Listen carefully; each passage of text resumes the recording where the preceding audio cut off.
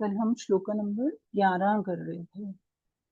तो 11 में भगवान ने बोला था कि कर्म फल का त्याग कर दो, अगर और कुछ भी नहीं कर सकते हो तो कर्म फल का त्याग कर दो। तो कुछ हमने कर लिया था, बाकी का बचा हुआ देखते हैं। यहाँ सर्व कर्म पद के में क्या है, कौन से कर्मों का त्याग के फल का त्याग करना है। भगवान ने बोला ना, सर्व कर्म फल त्यागन ततः कुरु यथात्मवान। तो कौन से वो कर्म हैं जिनके फलों का हमें त्याग करना है। तो उसमें आते हैं यज्ञ, दान, तप, सेवा और वर्ण आश्रम के अनुसार और जीविका तथा शरीर निर्वाह के लिए किए जाने वाले शास्त्र विहित संपूर्ण कर्म, हर तरीके का जो भी कर्म है उसके फल का त्याग करना है।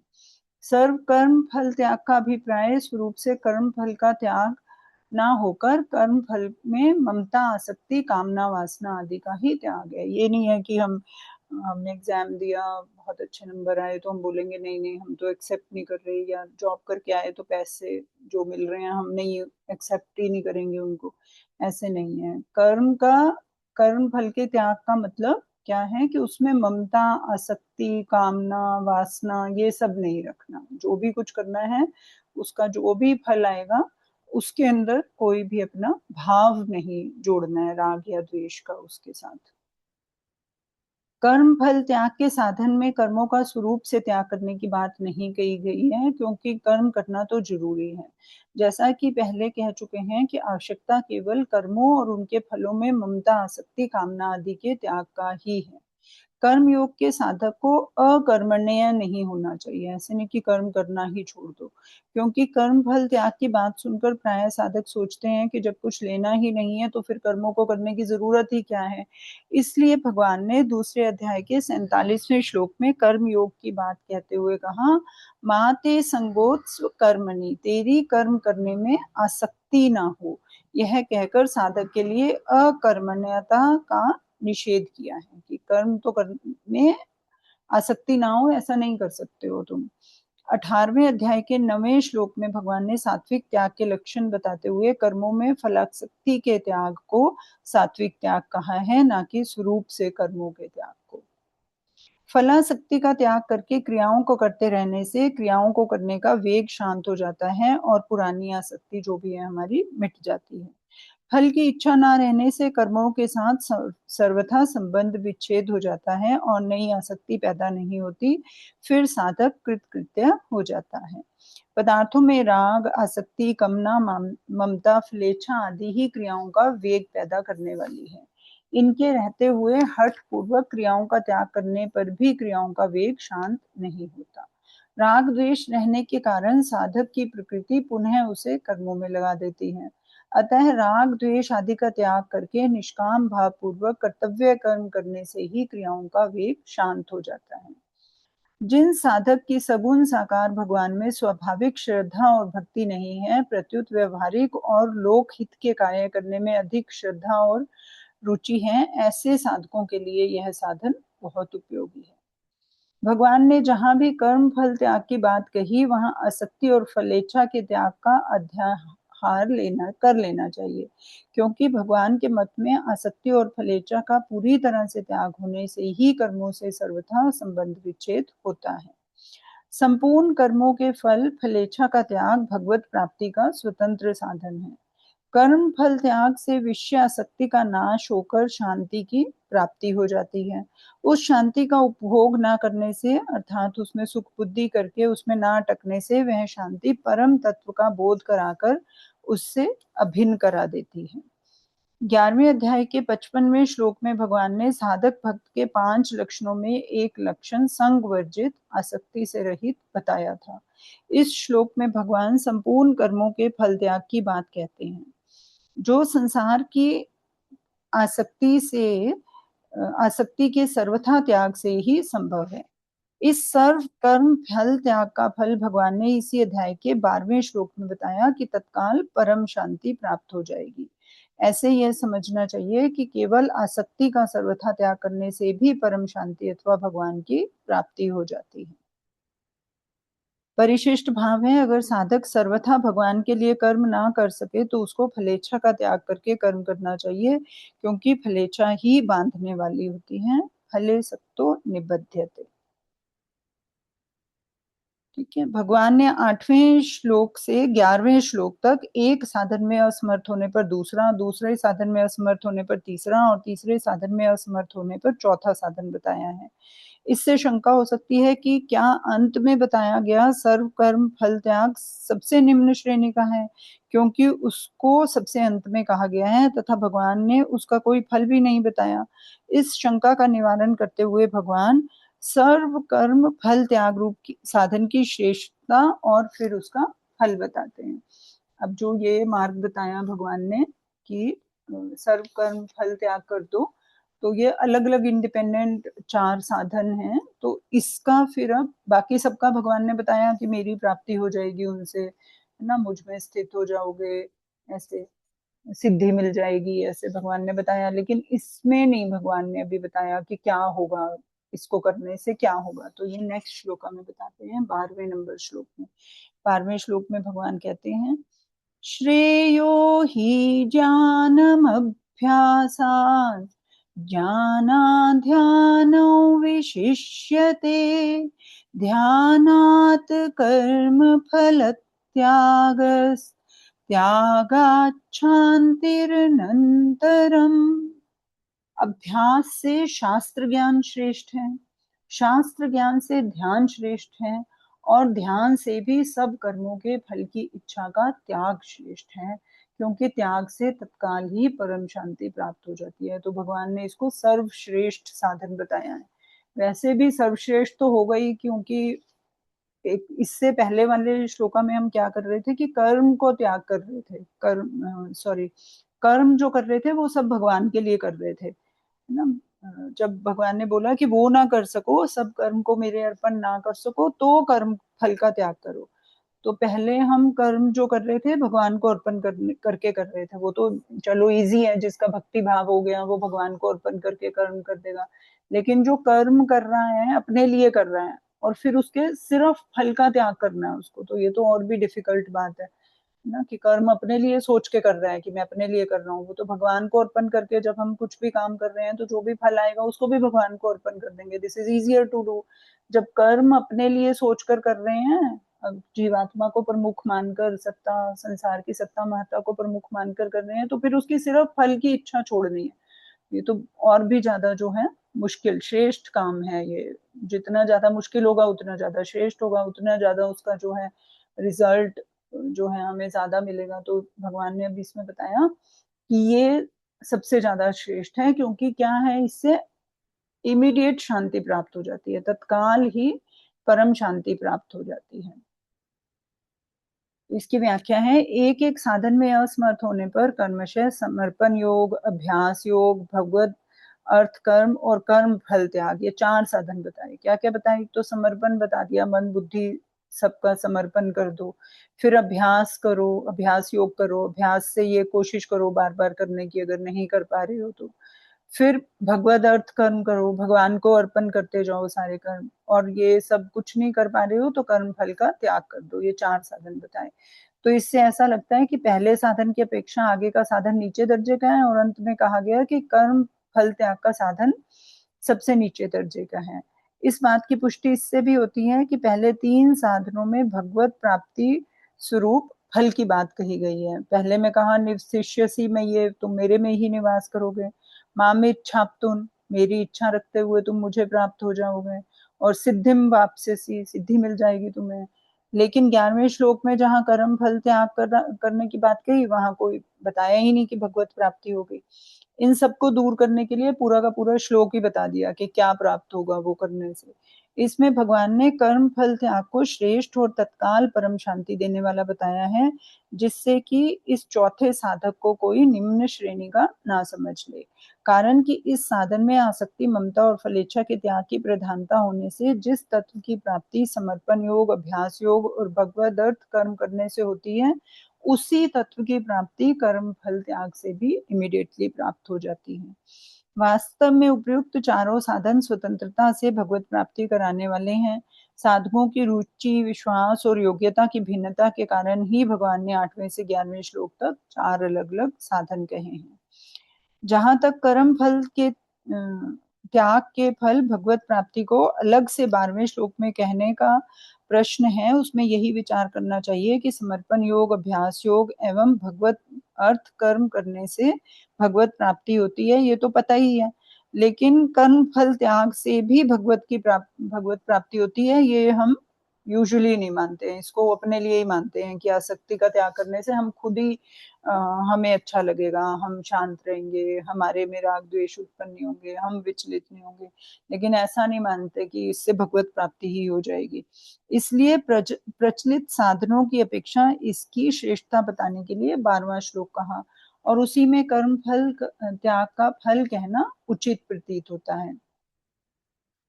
श्रेणो ही जानम अभ्यासात, महर्षि पतंजलि कहते हैं तत्र स्थितो यत्नोभ्यासः, अर्थात किसी एक विषय में स्थिरता प्राप्त करने के लिए बार बार प्रयत्न करने का नाम अभ्यास है।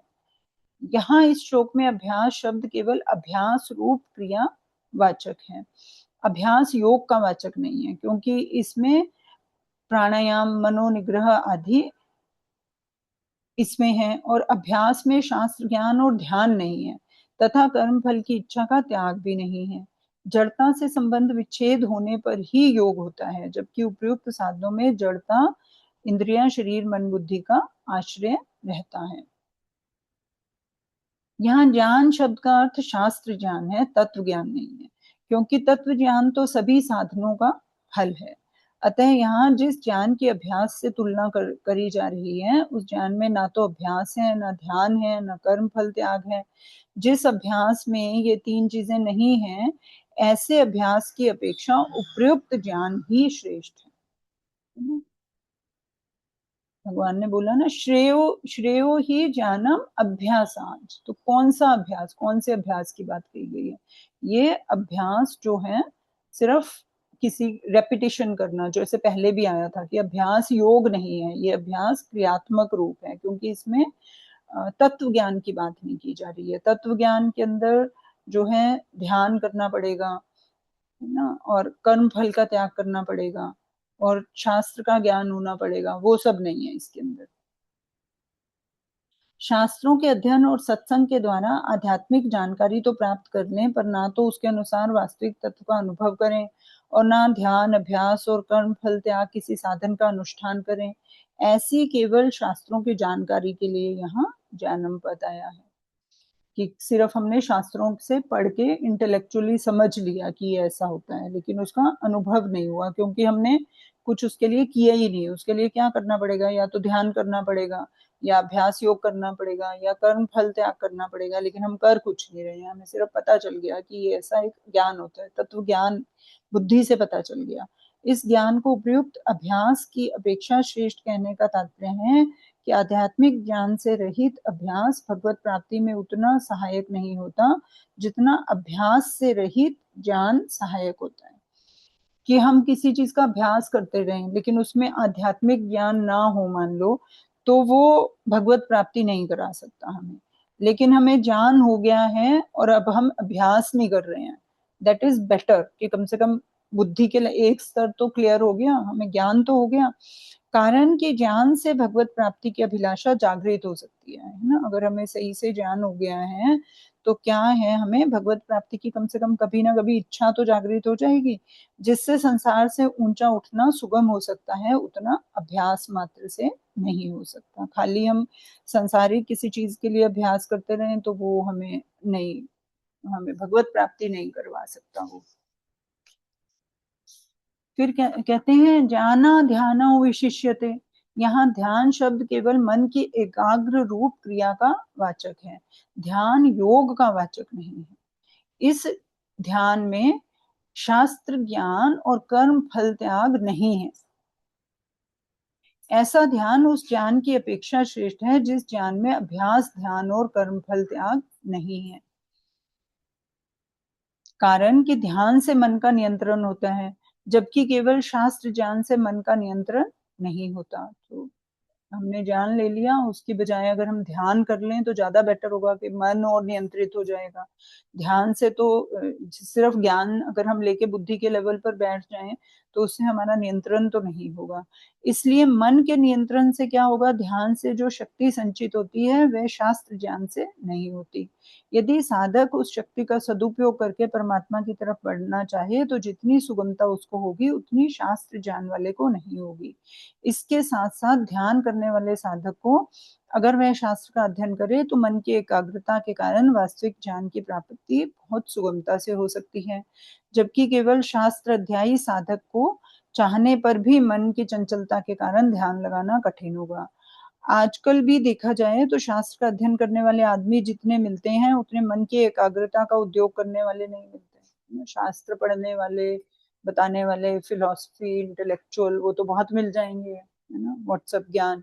लेकिन मन की एकाग्रता का परिश्रम करने वाले, उसके लिए कोशिश करने वाले कितने लोग हैं? कोई नहीं मिलता। कोई करना उसको कोई नहीं चाहता, सिर्फ ज्ञान के लेवल पर यहाँ से सुना, वहां से सुना, ये अच्छी बात, वो अच्छी बात, ये सब बोलने के लिए बहुत अच्छा है। तो वो भगवान कहते हैं कि उससे अच्छा तो वो है जो थोड़ा ध्यान का भी प्रयत्न करता है, मन को एकाग्र करने का प्रयत्न करता है।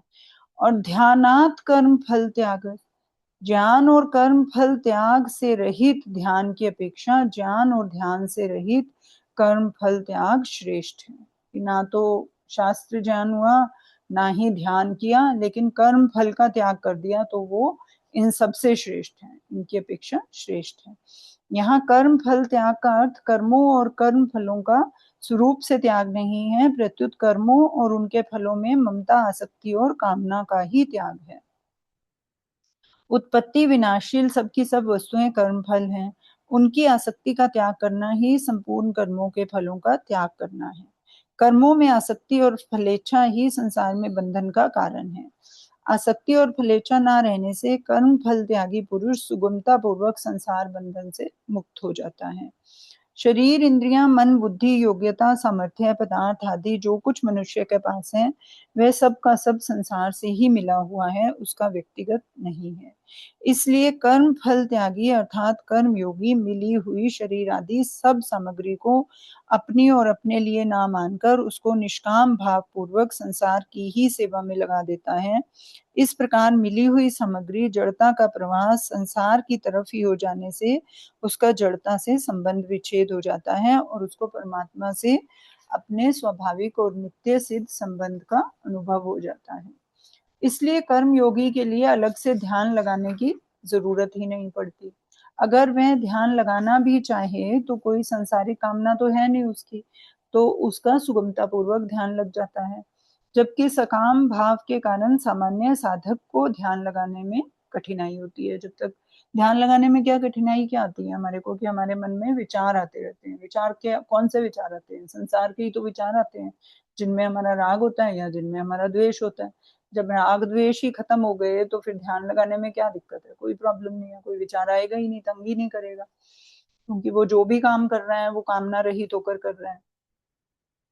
गीता के छठे अध्याय में भगवान ने बताया कि ध्यान का अभ्यास करते करते अंत में साधक का चित्त एकमात्र परमात्मा में अच्छी तरह से स्थित हो जाता है, तब वह संपूर्ण कामनाओं से रहित हो जाता है और चित्त के उपराम होने पर वह स्वयं से परमात्मा में स्थित हो जाता है। परंतु कर्म योगी संपूर्ण कामनाओं का त्याग करके तत्काल स्वयं से इस परमात्मा में स्थित हो जाता है।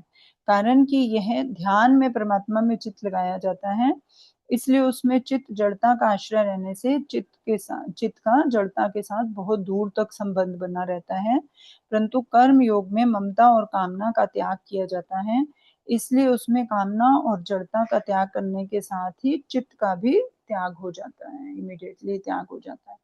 इसलिए परिणाम में समान रूप से परमात्मा तत्व की प्राप्ति होने पर भी ध्यान का अभ्यास करने वाले साधक को ध्येय में चित्त लगाने में कठिनाई होती है तथा परमात्मा का अनुभव भी देर से होता है, जबकि कर्म योगी को परमात्मा तत्व का अनुभव सुगमता पूर्वक और शीघ्रता से होता है। इससे सिद्ध होता है कि ध्यान की अपेक्षा कर्म योग का साधन श्रेष्ठ है।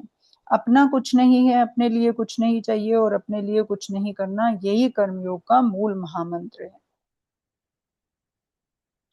जिसके कारण यह सब साधनों से विलक्षण हो जाता है। कर्म योगो विशिष्यते। त्यागात शांति अनंतरम, यहाँ त्यागात पद कर्म फल त्याग के लिए आया है। त्याग के स्वरूप को विशेष रूप से समझने की आवश्यकता है। त्याग ना तो उसका हो सकता है जो अपना स्वरूप है, और ना ही उसका हो सकता है जिसका अपने साथ कोई संबंध नहीं है। जैसे अपना स्वरूप होने के कारण प्रकाश और रोशनता से सूर्य का वियोग नहीं हो सकता, और जिससे वियोग नहीं हो सकता उसका त्याग कैसे कर सकते हैं। इसके विपरीत अपना स्वरूप ना होने के कारण अंधकार और शीतलता से भी सूर्य का वियोग नहीं हो सकता, क्योंकि वो उसका स्वरूप ही नहीं है। तो उनका वियोग स्वतः सिद्ध है, नित्य है, वो परमानेंट वियोग है। इसलिए वास्तव में त्याग उसी का होता है जो अपना नहीं है, लेकिन भूल से हमने उसको अपना मान लिया है ना। त्याग सिर्फ उसी का कर सकते हैं जो चीज हमारी है ही नहीं, जो एक्चुअल में हमारी ही है, हमारा ही स्वरूप है। उसको कैसे छोड़ सकते हैं? उसको नहीं छोड़ सकते। और जो हमारा है ही नहीं है उसको भी नहीं छोड़ सकते, ऑलरेडी हमारा नहीं है, तो क्या त्याग करोगे उसका, है ना। तो फिर किस चीज का त्याग हो सकता है? जो कि नहीं है हमारी लेकिन हम उसको पकड़ कर बैठे हुए हैं, उसी को छोड़ सकते हैं, उसी का त्याग कर सकते हैं। जीव जो है खुद चेतन और अविनाशी है, और संसार जो है जड़ और अविनाशी है। जीव भूल से अपने परमात्मा अंशी परमात्मा को भूलकर विजातीय संसार को अपना मान लेता है।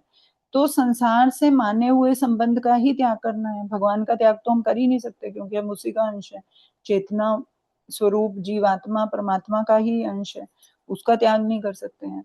और संसार हमारा है ही नहीं है ना, ऑलरेडी हमारा नहीं है, तो उसका क्या ही त्याग करेंगे, वो भी नहीं कर सकते। तो हमने सिर्फ उसको भूल से उस संसार की कुछ चीजों को अपना मान लिया है, उस पूरे संसार को भी अपना नहीं मानते हैं, कुछ चीजों को अपना मान लेते हैं हम संसार की। तो उन संसार की जिन चीजों को हमने अपना मान लिया है उनका त्याग करना। त्याग असीम होता है। संसार के संबंध में तो सीमा होती है, पर संसार के त्याग संबंध विच्छेद में सीमा नहीं होती। तात्पर्य है कि जिन वस्तुओं से हम अपना संबंध जोड़ते हैं उन वस्तुओं की सीमा होती है, पर उन वस्तुओं का त्याग असीम होता है। त्याग करते ही परमात्मा तत्व की प्राप्ति हो जाती है, और परमात्मा तत्व की प्राप्ति भी असीम होती है।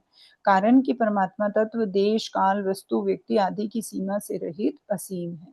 सीमित वस्तुओं के मोह के कारण ही उस असीम परमात्मा तत्व का अनुभव नहीं होता। कर्म फल त्याग में संसार से माने हुए संबंध का त्याग हो जाता है। इसलिए यहाँ त्यागात पद कर्मों और उनके फलों संसार के साथ भूल से माने हुए संबंध का त्याग करने के अर्थ में आया है। यही त्याग का वास्तविक स्वरूप है। त्याग के अंतर्गत जप भजन ध्यान समाधि आदि के फल का त्याग भी समझना चाहिए। कारण कि जब तक जप भजन ध्यान समाधि अपने लिए किए जाती है ना, हम अब कुछ पाने के लिए ये सब कर रहे हैं कि हमारी चाहे स्पिरिचुअल प्रोग्रेस होगी, इसके लिए कर रहे हैं, तो भी हमारा उनसे संबंध बना हुआ है। अतः अपने लिए किया हुआ ध्यान समाधि आदि भी बंधन ही है। इसलिए किसी भी क्रिया के साथ अपने लिए कुछ भी चाह ना रखना ही त्याग है। वास्तविक त्याग में त्याग वृत्ति से भी संबंध विच्छेद हो जाता है, कि हमारी त्याग वृत्ति है, हम तो बड़े त्याग करने वाले हैं, हम तो हर चीज का मैंने तो त्याग कर दिया, इस वृत्ति से भी त्याग हो जाता है। यहाँ शांति पद का तात्पर्य परम शांति की प्राप्ति है, इसी को भगवत प्राप्ति कहते हैं। अभ्यास ज्ञान और ध्यान तीनों साधनों से वस्तुतः कर्म फल त्याग रूप साधन श्रेष्ठ है। जब तक साधक में फल की आसक्ति रहती है तब तक वह जड़ता का आश्रय से मुक्त नहीं हो सकता। इसलिए फलासक्ति के त्याग की जरूरत अभ्यास ज्ञान और ध्यान तीनों ही साधनों में है। उनमें भी फल का त्याग तो उन तीनों में भी करना पड़ेगा। जड़ता अर्थात उत्पत्ति विनाशशील वस्तुओं का संबंध ही अशांति का कारण है। कर्म फल त्याग अर्थात कर्म योग के में आरंभ से ही कर्मों और उनके फलों में आसक्ति का त्याग किया जाता है। इसलिए जड़ता का संबंध ना रहने से कर्मयोगी को शीघ्र ही परम शांति प्राप्त हो जाती है। अब इसकी कुछ विशेष बातें हैं कर्म फल त्याग संबंधी, ये हम कल देखते हैं। अभी कुछ ऐड करना है किसी को?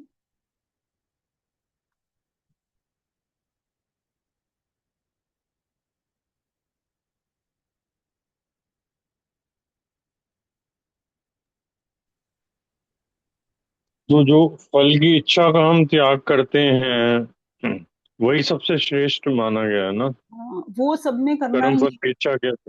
हाँ, और हम्म। बाकी और कोई साधन भी लगा लें, अगर हम ध्यान करें, मान लो हम ध्यान मार्ग पर चले हैं ना, तो ध्यान करें और ध्यान में हमारी आसक्ति हो जाए, तो फिर हम बंध जाएंगे उसके साथ, है ना। तो वहां भी आसक्ति का त्याग, फल की इच्छा, जो भी ध्यान से जो भी फल मिलेगा उसको भी त्याग करना है, तो वो तो हम्म। मैंडेटरी है।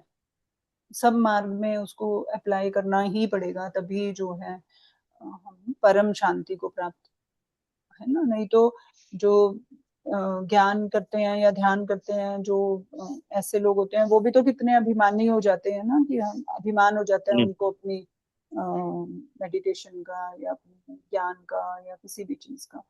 तो उन चीजों को भी करना है, लेकिन उसका भी त्याग करना ही है। और कल हम बात कर रहे थे जब, तो आप ये कह रहे थे कि हम ये माने कि भगवान ही सब कुछ कर रहे हैं, है ना, हर चीज भगवान हम्म। ही कर रहे हैं, ऐसा कुछ था ना सेंटेंस, हाँ, ऐसे ही था। है ना। तो ये भी एक बात है कि गीता जी में कहीं भी भगवान ने ये नहीं कहा कि मैं कुछ कर रहा हूँ, कभी भी नहीं कहा हम्म। भगवान। भगवान हमेशा हम्म। ये बोला है, भगवान ने, या तो प्रकृति कर रही है, गुणा गुणेशु वर्तते, गुण गुणों में वर्त रहे हैं, सात्विक रजस और तमस गुण आपस में इंटरेक्ट कर रहे हैं और क्रिया हो रही है ना।